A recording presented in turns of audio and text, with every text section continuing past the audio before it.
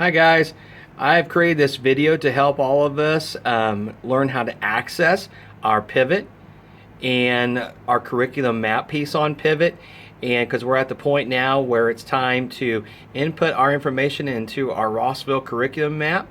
I want to thank each and every one of you as a building level administrator and obviously as a district improvement team member. I know it's a lot of hard work, and I know that you guys are going to be taking time to do this, so I want to thank you for that.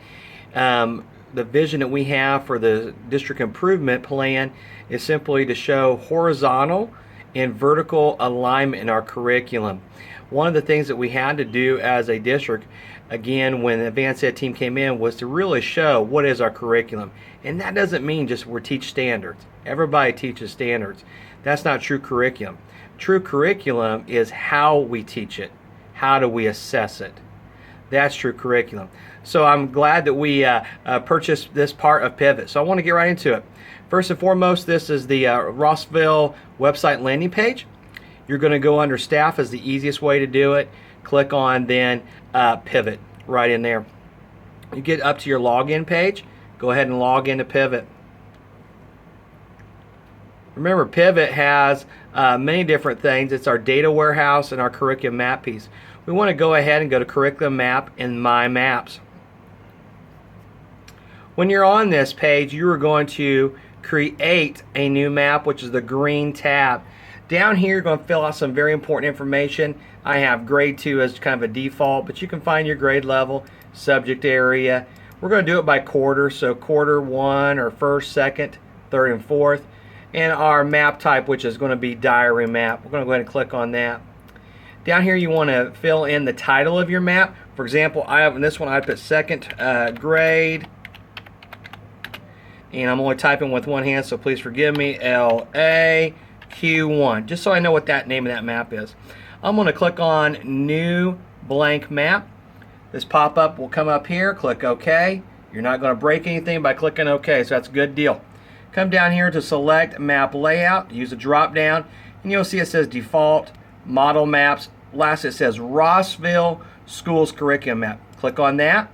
Once that's highlighted here in the box, we want to click new blank map. Here's the map itself. Okay, these are the areas that we are looking for. The first box is content and units of study. Again, how are you going to be delivering that information, or what information you want to be delivered each quarter? Over here it has like week 1, week 2. You really do not need to mess with this. You can if you want, but remember we're doing it by quarter.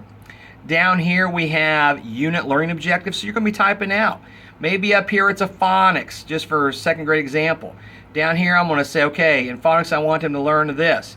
That doesn't mean standard 2.1.3. You're actually going to write out what that standard says. Down here we're going to say learning activities. How are we going to get them to master these objectives? And lastly, assessments used. Right up here you will see it says add, remove standards. Now, we talked a lot about power standards, and we created power standards. Those are the standards that give us the most leverage for the content for which we are delivering to our students. And this is really important to do here, okay? You're going to add or remove standards. It's going to give you all the Common Core standards for second grade. For example, on this one in language arts. Now we're going to get down into the nitty and gritty, the Indiana standards, which are the Indiana Common Core. You'll highlight the standards in that quarter that you are going to be teaching. Again, we're looking for our power standards.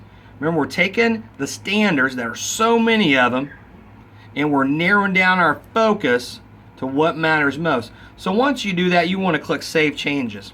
And that's automatically going to tag these right here, which is very important. Once you've done all that and you've created it, you're just going to save down here. Save it. Pretty simple. The map was successfully saved. You're going to click OK. And that's how you save that document. That way you can always come back to it and edit it. We wanted to make sure that we put those power standards in there because of this feature right here. How do we know that we're building vertical alignment? Well, the great thing is we're going to be able to run reports across grade levels and across subjects by standards frequency, all the way for the grade levels, the subject, and how many times it's hit. That way we know we're hitting our power standards and we're hitting them very well.